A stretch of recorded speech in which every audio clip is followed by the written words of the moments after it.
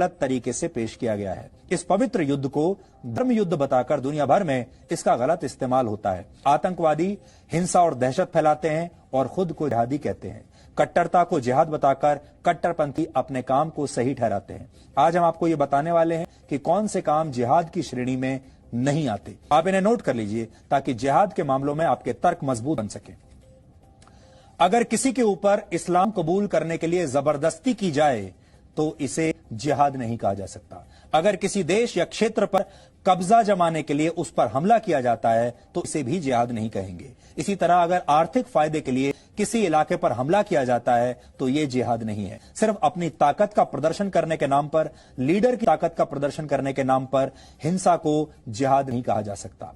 अगर निर्दोष लोगों, बच्चों, महिलाओं की हत्या की जाती है या उनका बलात्कार किया जाता है, इसे भी जिहाद बिल्कुल नहीं कह सकते। और अगर किसी पर हमला करके उसकी संपत्ति का नुकसान किया जाता है, इसे भी जिहाद नहीं कहेंगे। इसी तरह अगर किसी को हराने के लिए जैविक युद्ध का सहारा लिया जाता है तो इसे भी जिहाद नहीं कहा जाना चाहिए।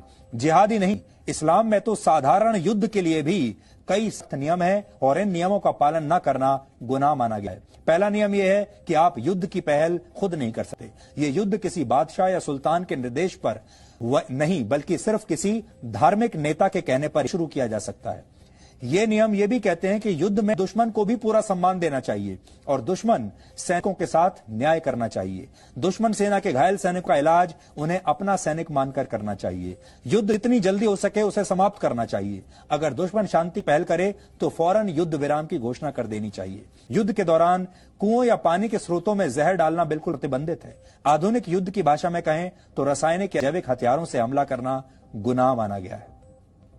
जिहाद की परिभाषा को सदियों से हमेशा गलत तरीके से पेश किया जाता रहा है और इसी का नतीजा है कि हमारे देश में जिहाद पर बात करना आपके जेल जाने की गारंटी बन सकता है। सच दिखाना आपको कोर्ट कचहरी के चक्कर लगवा सकता है, लेकिन हिंदू देवी देवताओं का अपमान करने वालों को बुद्धिजीवी समझा जाता है, उन्हें